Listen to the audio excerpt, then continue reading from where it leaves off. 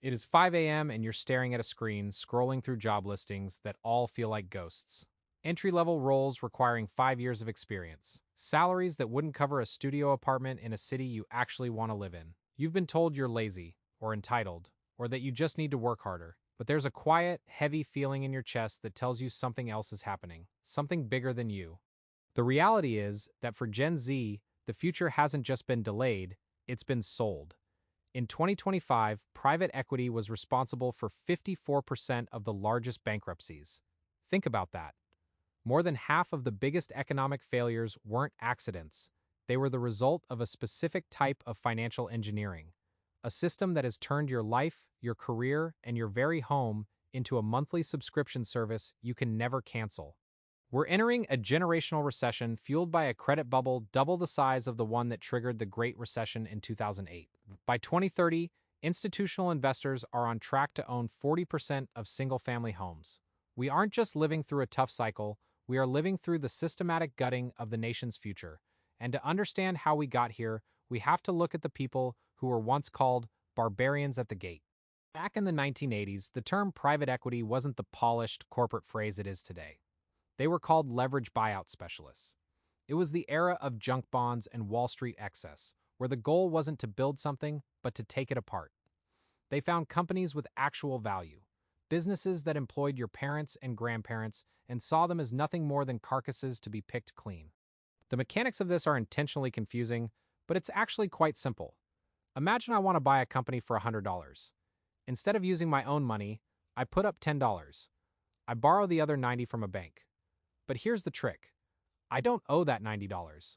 The company I just bought does. I've essentially walked into someone's house, taken out a massive mortgage in their name, and then kept the cash for myself. To pay back that debt, the company has to bleed. They lay off workers, cut quality, and sell off the land the buildings sit on. On paper, it looks efficient. In reality, it's a death spiral. Once the company is stable, which really just means it hasn't collapsed yet, the private equity firm takes out another loan and pays themselves a massive dividend. They win if the company succeeds, and they win if it goes bankrupt. This transition from builders to raiders changed everything. This brings us to the first pillar of the crisis, the job market. You might wonder why retail giants like Toys R Us disappeared, leaving thousands of people without work. It wasn't just Amazon. It was $5 billion in debt saddled onto a company that couldn't breathe.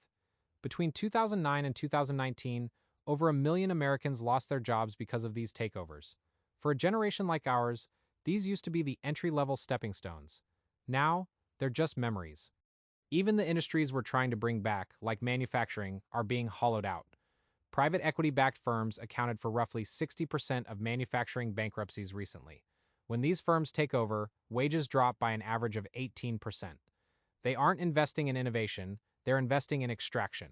They are removing the floor from under the American worker, leaving a generation of Gen Zers overeducated and underemployed, fighting for scraps in a gig economy they never asked for. The second pillar is even more visceral: housing. We currently have a shortage of 5 million homes in the United States. In a normal world, we would build homes for people to buy. But firms like Blackstone realize there is more money in permanent renters than in homeowners. They are building build-to-rent communities, entire neighborhoods where you will never, ever be allowed to own the dirt beneath your feet. It's not just houses either. They have moved into manufactured home parks, one of the last bastions of affordable living. In places like Michigan, they own 25% of these parks and have hiked rents by 45%. By the time a typical Gen Zer turns 30, they will have spent $145,000 on rent. That's money that used to build equity. Now, it just builds the portfolio of a billionaire in a glass tower. They want us to be a nomadic class, paying for the right to exist in a space we can't control. The third pillar is healthcare. This is where it gets dark. Over $1 trillion has been funneled into U.S. healthcare by private equity in the last decade. They buy hospitals, nursing homes, and ambulance services.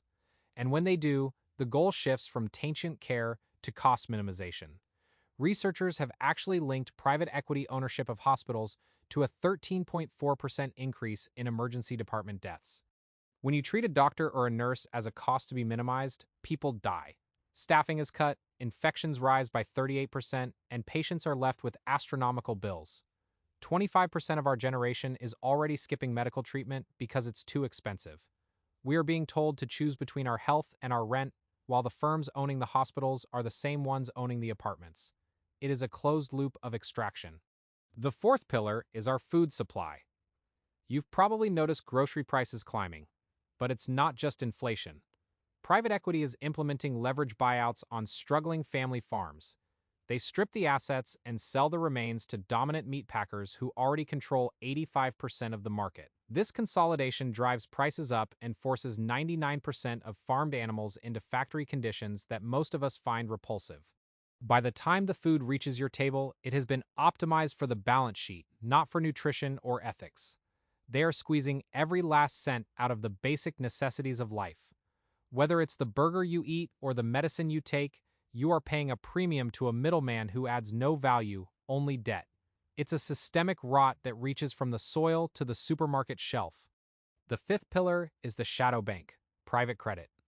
This is a $3 trillion market where loans are made outside the traditional banking system. It's double the size of the subprime market from 2008. Because these loans aren't regulated like banks, we have no idea how much debt is truly out there. It's a house of cards built on optimistic assumptions, and we're already seeing the first cracks with firms like BlackRock limiting withdrawals.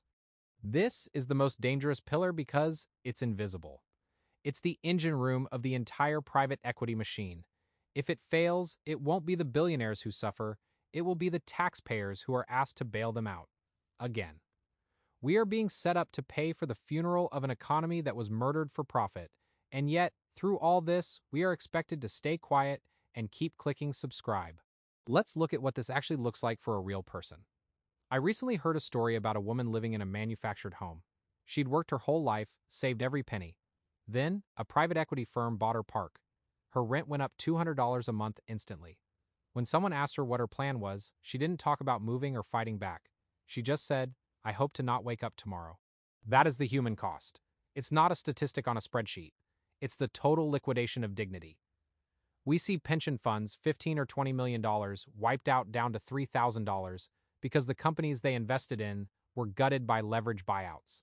People who worked for 40 years are losing their safety nets so a fund manager can buy a third yacht. It's a level of cruelty that feels almost fictional, yet it's the standard operating procedure for our economy. And the irony is that even this platform isn't safe. Many of the channels you watch in this very niche are now owned by private equity. They use AI voices and AI scripts to tell you how bad the world is, while being part of the very system they're critiquing. It's soulless, it's fake. It's an attempt to monetize your anxiety without ever actually caring about the little guys they claim to support. When the person speaking to you is a line of code and the person owning the channel is a hedge fund, the truth becomes a commodity. They don't want you to find a solution, they want you to stay angry enough to keep watching ads. It's the final stage of extraction, taking your attention and your hope and turning it into data points for a shareholder meeting. It makes you feel like the entire world is just a shell company. But if we assume everything is a shell company, we lose our own humanity. The most devastating thing private equity does isn't taking your money, it's taking your agency. It makes the world feel so broken and so corrupt that you stop trying to build your own foundation. You start to believe that since the big things are rotten, the small things don't matter. But that's exactly where they want us, paralyzed and passive. I know this feels heavy. I know it feels like we're staring down the barrel of an inevitable collapse. And maybe we are. But one person isn't going to stop a $3 trillion credit bubble. This video isn't going to make Blackstone stop buying houses. The scale of the corruption is too large for any of us to fix alone. However, that cannot be the excuse we use to stop showing up in our own lives. I think about the ripple of hope idea. It's about the small, quiet things. At my gym, I spent years pushing in the chairs that people left scattered everywhere. For a long time, nothing changed. But recently, I noticed something. The chairs are usually pushed in now. At my apartment, I started straightening the floor mats every time I walked in. Now, they stay pristine. It wasn't a protest.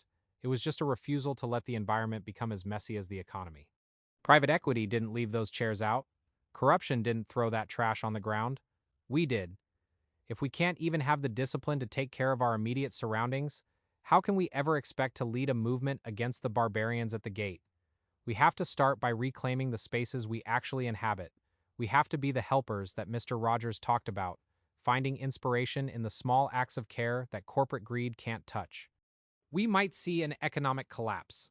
It might not look like a movie, it might just look like a long, slow struggle. But that doesn't mean we shouldn't be part of the movement that rebuilds something better. We have to focus on building a tomorrow that belongs to people, not portfolios.